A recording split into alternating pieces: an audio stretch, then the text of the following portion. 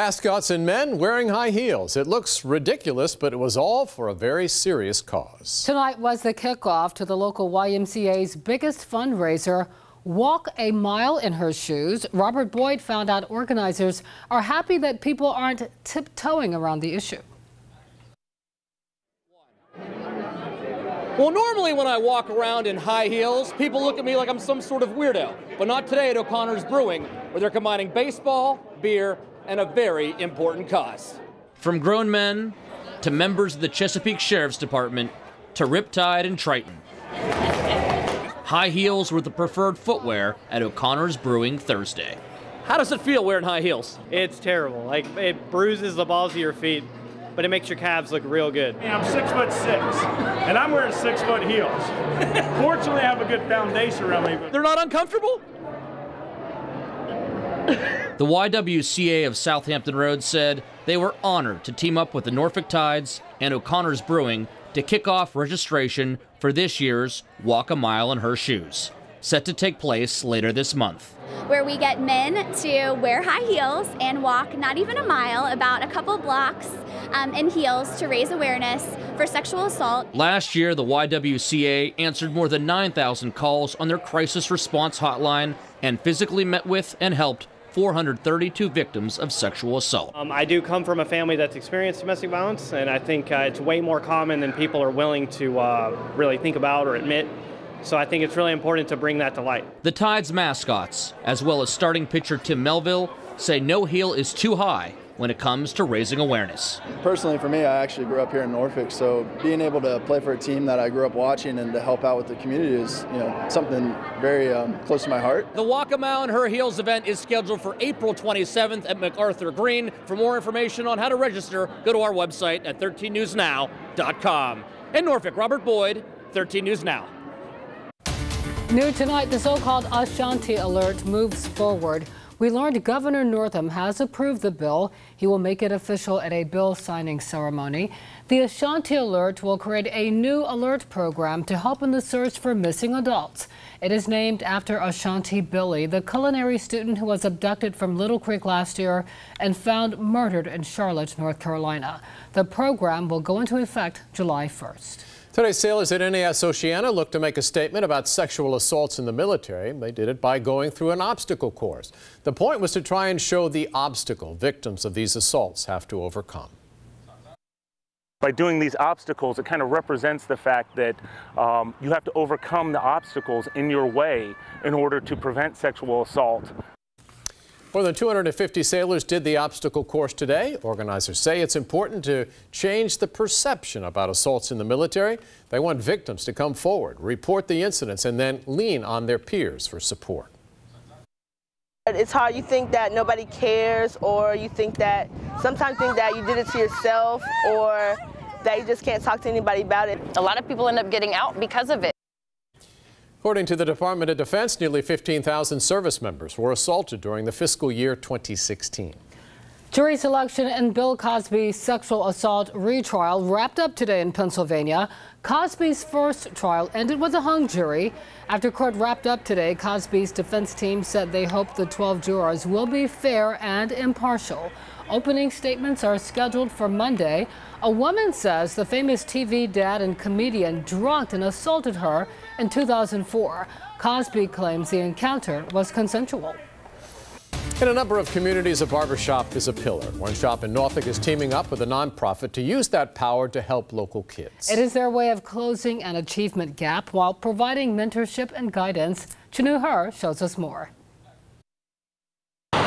Better Barbers in Norfolk says they wanted to do their part in helping close that achievement gap with African-American boys. So when they were approached about this program, hands down, they were on board.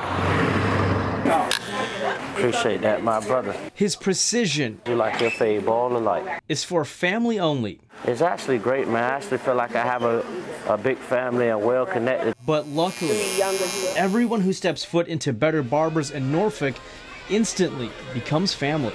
That's why... Oh man, so you've been doing good. JB looks out for others, like 11-year-old Doran Glass.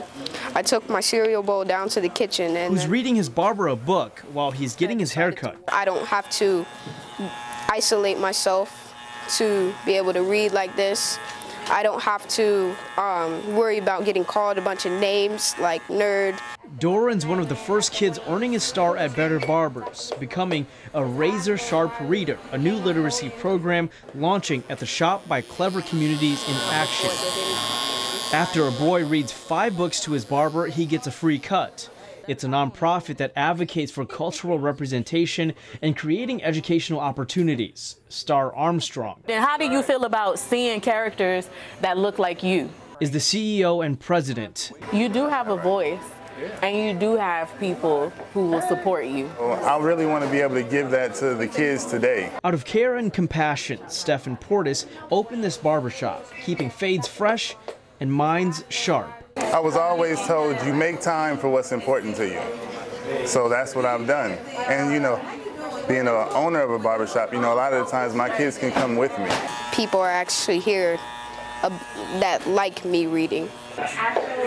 You know, with us being the barbers, we're most of the good pillars for the community. Everyone leaves this shop feeling on the inside exactly how they feel on the outside. In Norfolk.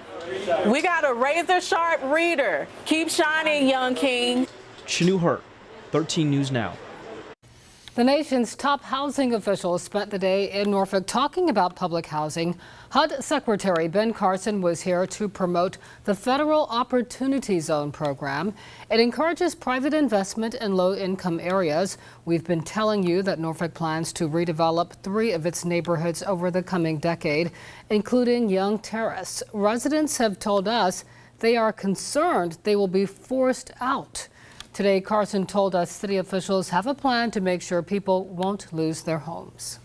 President Trump is giving more details about his plan to deploy the National Guard to the southern border.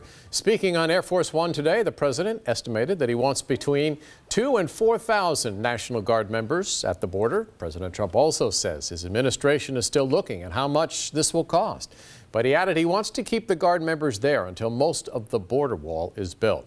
The president today addressing the Stormy Daniels story. He's remained very quiet on this. The porn star has not, talking openly about her alleged affair with Mr. Trump years ago and reports of a $130,000 payout. Today aboard Air Force One again, the president said he didn't know of the payout his personal attorney made to the adult film actress. Stormy Daniels' attorney telling news outlets tonight that the strength of our case just went up exponentially. Tonight, President Trump proposed $100 billion in additional tariffs on Chinese goods. The president reportedly instructed the U.S. Trade Representative to consider whether the tariffs would be appropriate and which products could be targeted. Yesterday, officials in Beijing announced plans to tax $50 billion in American products, including soybeans and small aircraft. The president is asking his administration to come up with a plan to protect farmers. Facebook admitting potential more trouble tonight for its members. Now the social media company says most of its 2 billion members have probably had their personal data stolen. Mark Zuckerberg says Facebook is shutting down the ability to search for Facebook users by phone numbers or emails. It turns out hackers use that search feature to collect information from people's profiles. ABC's Marcy Gonzalez has more on this growing problem. Facebook announcing changes to protect users' privacy as CEO Mark Zuckerberg takes personal responsibility for the social media giant's failure to do so in the past. We didn't take a broad enough view of what our responsibility is, and that was a huge mistake. It was my mistake. Revealing that as many as 87 million people, mostly in the U.S., may have had their information improperly shared with political consulting firm Cambridge Analytica, far more than the 50 million initially suspected. The firm denying that, saying Cambridge Analytica licensed data for no more than 30 million people, that none of it was used in the work it did on the 2016 presidential campaign, and that Cambridge Analytica immediately deleted the data after being contacted by Facebook. Facebook saying starting Monday, there will be a link at the top of users' news feeds so they can check if their information may have been shared. And as the company's COO Sheryl Sandberg shared on PBS NewsHour, they're working on other steps to improve security. To be clear, we are late. But what we are doing now is looking much more holistically at all the ways Facebook data is used and making a lot of very proactive changes. Zuckerberg is now scheduled to testify before Congress about user privacy and the political misuse of data, set to take questions from the Senate Judiciary and Commerce Committees next week. Marcy Gonzalez, ABC News, Los Angeles.